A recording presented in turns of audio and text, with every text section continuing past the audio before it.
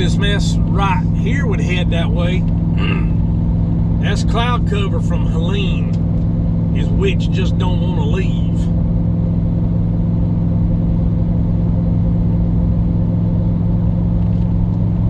No rain from it, no wind, just cloud cover.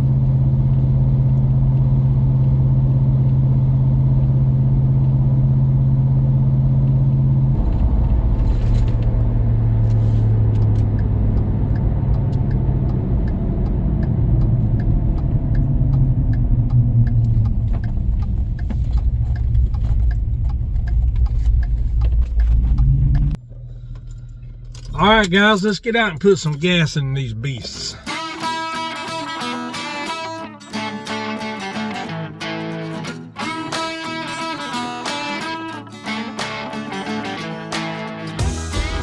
on, Nate.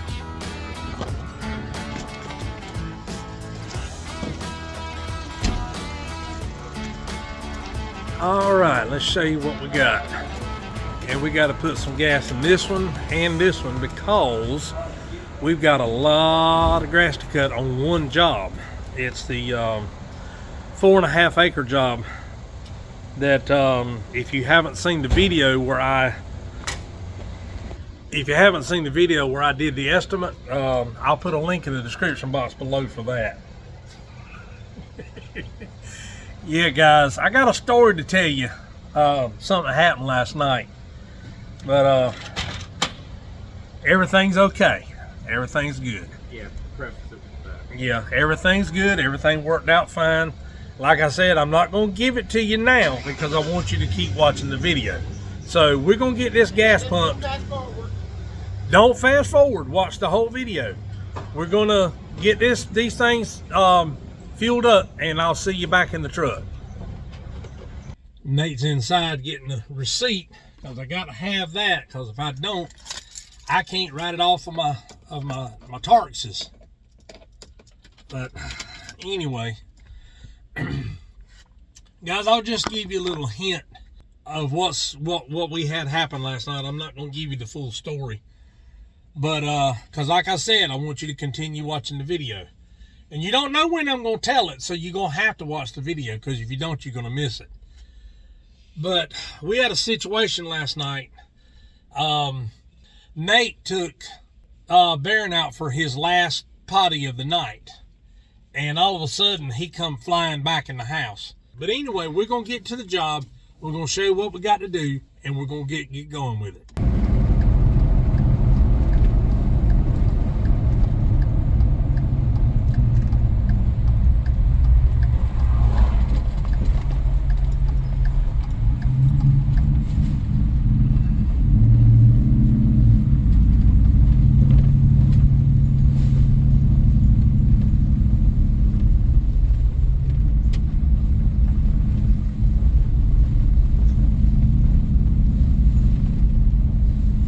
Although we didn't have any, we had one large band from Helene come through this area. I am really shocked that this entrance road didn't have any more damage than it did, because the wind gusts here got up to 50 miles an hour, and if I took the camera off the mount and showed it in the woods, the ground out there is standing in water. Only thing I can say is the hand of God. But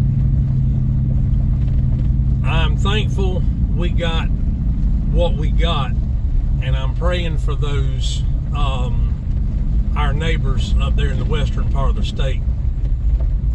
And I thank God for people like Cletus McFarland. If you haven't checked out his channel, go check it out. I'll put a link in the description box below for his channel.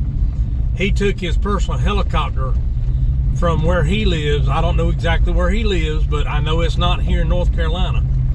He took his personal helicopter that he just got, that he just bought. Matter of fact, the video he did was the maiden voyage of that helicopter. He took his own personal helicopter up to the mountains of North Carolina, the Asheville area, and he flew supplies in and flew people out that were stranded. But anyway, he's got a video on it. I thank God for people like that, and Samaritan's Purse and places like that. I can't go up there, so we did what we could. We ended up taking, I think, 6 32 count cases of water up there to a drop-off point, and there a shuttle truck came and took the supplies to Samaritan's Purse, and they took the supplies to the mountains area of North Carolina and East Tennessee. All right, guys, what Nate's gonna be doing, he's on the mower, and he's gonna be going around picking up those limbs out in that area there, and there's some down there, and there's probably some down, yeah, I see some down there. Oh Lord, there's some big ones right over there. And there's some right over there in that area over there. In the tree, yeah, these gumball trees, they fall one limb at a time, unless they're like that one there. What? You can spit and a branch will fall off. Yeah. That one right there, guys, the one that you see out there leaning real bad. What? Oh, it's already unstrapped. Yeah, I forgot to strap it last night. I changed the blades on the mowers last night, guys. I put real good sharp blades on them. God. And I forgot to strap the back one down. But anyway, that tree right there that's leaning real bad, it fell when Debbie came through. So it just snapped off at the end. I'm not gonna walk out there and show you because you can see it from here. But anyway, what I'm gonna be doing, let me take you for a walk around here. What I'm gonna be doing is my favorite pastime. Not. But, let's see. Yeah, I get to trim all these laurel pedlums. I got these 4 right here to trim. And then I may shape up these bushes here, especially these 2 right here, and cut that dead part out. And then matter of fact, I think he wants me to replace this one. I may go ahead and replace that one too. Because what that is a fungus in the ground, and he wants me, well, he's going to treat the ground, and then I'm going to replace the bushes. But let me get this crabgrass out of there. Got to trim that bush, and then got to trim these bushes. Man, I'm gonna tell you right now, I love this selfie stick, and I gotta shape these bushes up. That one right there don't need a whole lot. That one there just needs a couple of spots shaped up, and then these here. Now the pool area we don't mess with. All we do is blow it off and clean it up. So now that I've taken you on the little tour here, I'm going to get the tripod set up and get you a good vantage point. We're gonna get started. All right, guys, what I'm gonna be using to trim these bushes is the Stihl HL94. I believe that's it. Yeah, HL94 hedge trimmer. Yeah, it's all scarred up right there because Stihl, in their infinite wisdom, don't know how to put like a bump stop thing built onto this. So when you stand it up on the end or on the bottom, it gets all scarred up. But anyway, it is what it is. Let's get started.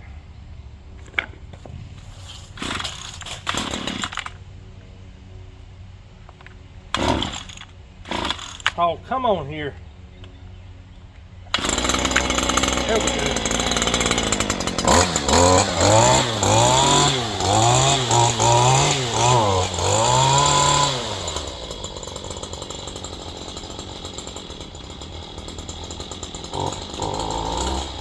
What's the word?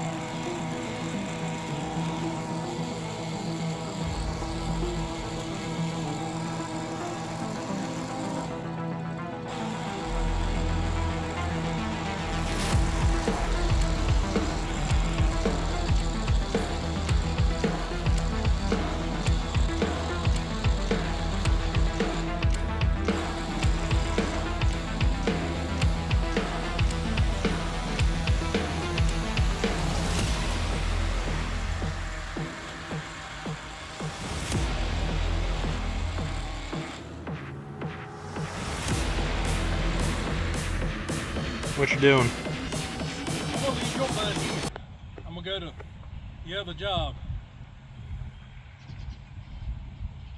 No, I'm gonna move the truck over there where we normally park. I was about to say I ain't got much of a butt to leave. Ha ha. Be right back.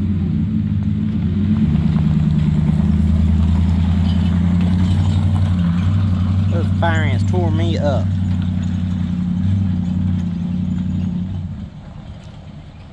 Look at a freaking trailer.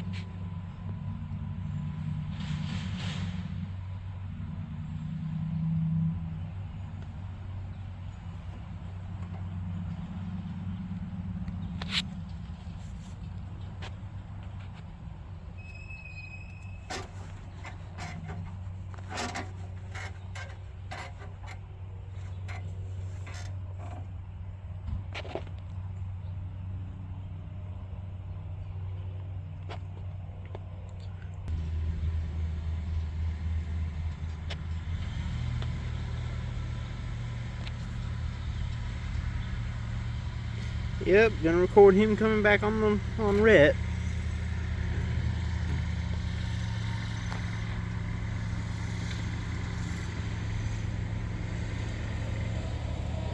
There she was. Wait, what? Hmm.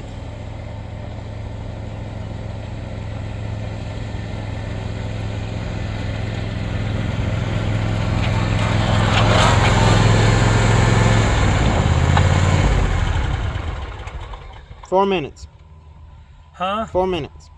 Okay. I wasn't trying to break a land speed record. I was trying to do it right and be careful. Guys, I don't know if you can see this or not, but look how green the leaves are, with the exception of that tree right there. And they're doing that because of how wet it is. There's so much water at one time, they're turning. But look at these are the same kind of trees right here. Exact same species of tree. I don't know if you can see it or not, but the leaves are falling off the trees and they're still green. Now you understand what I mean by we don't have fall around here. Nate's trying to signal me for something. Let me go down there and see what he wants.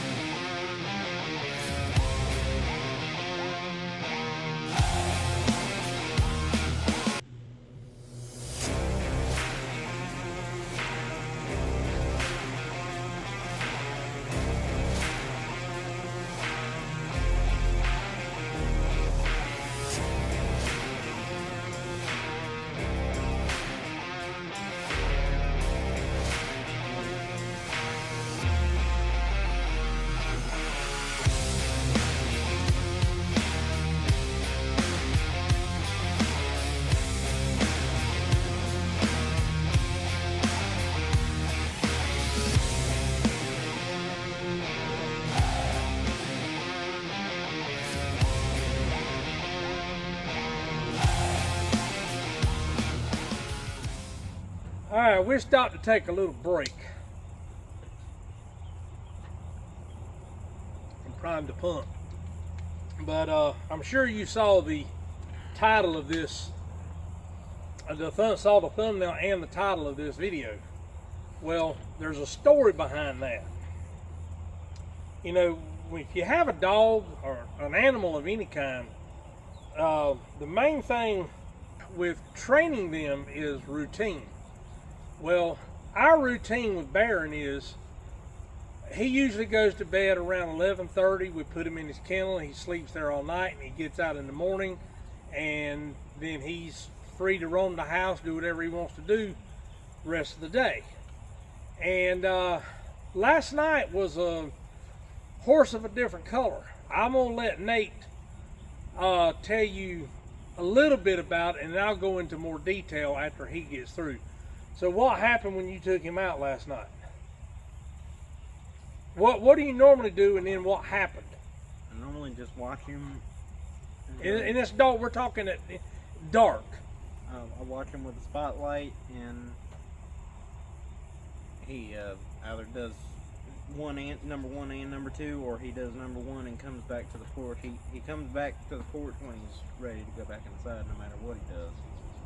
But he was sniffing along the edge of our house, and he had just gone out there, and all of a sudden he jumped about 3 feet in the air. Like, I'm not joking. I'm not exaggerating. And he didn't yelp or anything, but he jumped straight. Well, not straight, but he kind of jumped to his left away from the house. And I had a feeling it was a snake or something. Well, wait, I'm not done. Oh, I'm sorry. I had a feeling it was a snake or something, so I got up and looked around the bush that was right there so I could see along the house where he jumped away from. And it wasn't, I was expecting like a black snake, or like a rat snake, or a black racer. It was a copperhead. It was all curled up and ready to strike. It was a full-grown copperhead, about that long and about that big around. Well, and we know it was full grown because it didn't have the yellow ring on it. I'll tell you what I'll do. I'll put a picture of what was left right here. What I did, I heard Nate going, "Oh my God, oh my God, oh my God." And we thought Baron had been bit. We thought he had thought the snake had struck and bit him. Well, at that point, you didn't know it was a snake until it came. Yeah. Well, I'm just saying. But I went outside. It was a snake. I went outside and I had my pew-pew, and when I found him, he was all curled up in a ball about that big, and his head was laying flat. It wasn't tilted up like that, like he was in a defensive pose. So I knew Baron probably just walked up on him or smelled him before he got to him and jumped out of the way. Well, I dispatched the critter fairly quickly, and we checked Baron out from tip to stern. We rubbed all over him to see if he had any sore spots, see if there was any blood on him, and of course, thank God there wasn't. I fell apart when we made sure he was okay. When bless his heart, he just fell apart in his mama's arms. I thought it got him. Because I've never seen a full-grown man love an animal as much as this boy loves his dog. And of course the whole family does. And if you've never seen Baron in any of my videos, you need to go thumb back through and find some of them. Or you can put a picture of him right here. He's a crackhead. I mean, and he is a joy to have as an animal. If you've never had a boxer, you do not know what you're missing. I've had hound dogs, I've had hunting dogs, I've had protection dogs. I had a Doberman Rottweiler.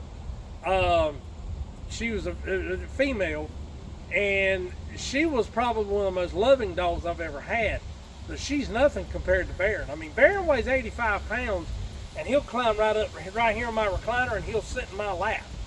And he's smart. And he's smart as a whip. I mean, you get him a new toy, You put it away, he knows where you put it, and he don't even have to see you. He can find it. And when But anyway, when Mom's in the kitchen working on like eBay orders and stuff, he'll go in there, grab the edge of her chair. It's one of the spin around chairs. Grab the edge of her chair with his paw and spin her around to look at him. Anyway, I was so keyed up after that, I could not go to sleep last night, and I think the last time I looked at the clock, it was 3:21. So I'm a little bit tired I got to sleep today. in though, so Do what?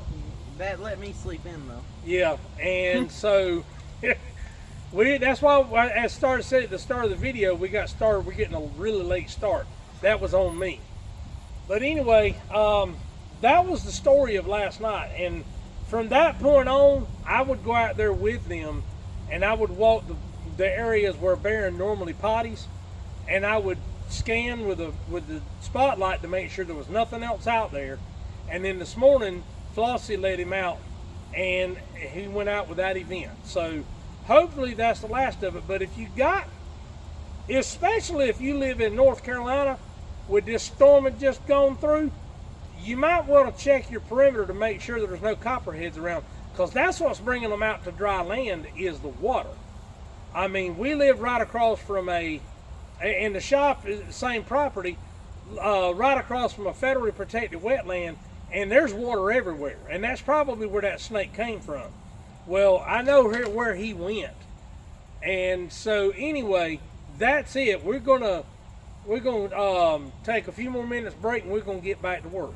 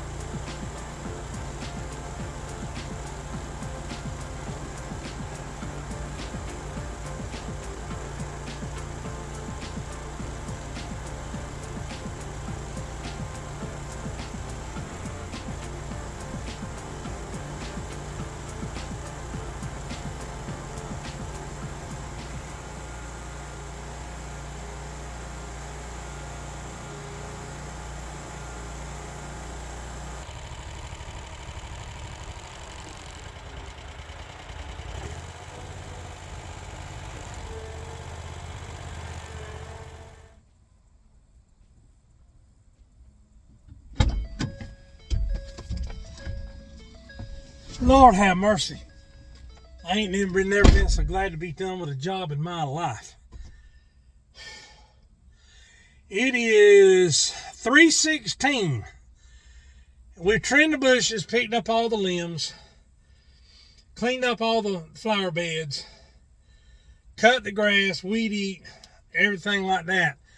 And it took us 4 hours. But anyway, I'm going to pull around here. Nate's over there blowing off. He's fixing to walk inside where the swimming pool is, and by the pad off around the swimming pool, and then he'll walk around the front and I'll pick him up there. Guys, I tell you right now, as a parent, you never want to see your children in danger. And yes, Nate is my helper, but he's also my son. And he's the only child I've got, or only child we've got. His story is really a miracle, and I'm not going to go into it now. I'll do that at another time. Now is not the appropriate time. But when you think about how close not only Baron, but Nate come to possibly getting bit by a venomous snake. And I have a lot of people ask me, what snakes are poisonous? Well, let me clarify something. I'm going to use this as a teachable moment. A lot of you may know this, some of you may not. I got a nick on my glasses. I don't know if it's something stuck to them. Yeah, it was something stuck to them. There's a difference between poisonous and venomous. Venom has to be injected with fangs. Poisonous is you pick up a cane toad. It's got poison on the outside of it. That's the difference between poisonous and venomous. Poison is on the outside. Venom is on the inside and has to be injected. Well, think how close he came to having to go to the hospital. I had a guy that used to work for me. His name was John. And I warned him. He did work on the side when he wasn't working for me. And I warned him on this one particular job that he was doing some side work for the old lady that owned the house. This camera, I cannot keep it straight to save my life. But I told him, I said, the string back there, I said, everything back there, there's copperheads everywhere. And I said, there's also cottonmouths. For those of you in the other parts of the country that don't know what a cottonmouth is, that's the southern term for a water moccasin. When they open their mouth, the inside of their mouth looks like cotton. Well, I'd warned him not to use his hands picking up debris because the snakes were just starting to come out and they were molting and they were going to strike at anything that moved. Well, he didn't take my warning and he used his hands instead of using a pitchfork like I told him to. And we weren't on my job. This was work he was doing for the lady on the side. Well, guess what? He got tagged right there on the middle finger. And the snake was a full-grown adult. He had to go to the hospital. By the time he got to the hospital, he was starting to have respiratory issues. It took 9 vials of antivenom to save his life. And he lost the outer part of his finger right there. So, knowing that, to think how close Nate came, I'm thankful. That's all I can say. I'm thankful. You get it done, son? Okay, let's go home and eat. Yeah. Guys, that's going to do it. I hope you enjoyed it. I tried to get you some different, what is it? Oh, mosquito? Big one. I tried to get you some different shots and different angles. I'm just trying some different things. Let me know in the comments below if you like them, please. This is Brian and Nate, the Big South Boys. With Big South Out... The what? The hungry Big South. Yeah, with Big South Outdoors TV, reminding you to live big, live southern, and live outdoors.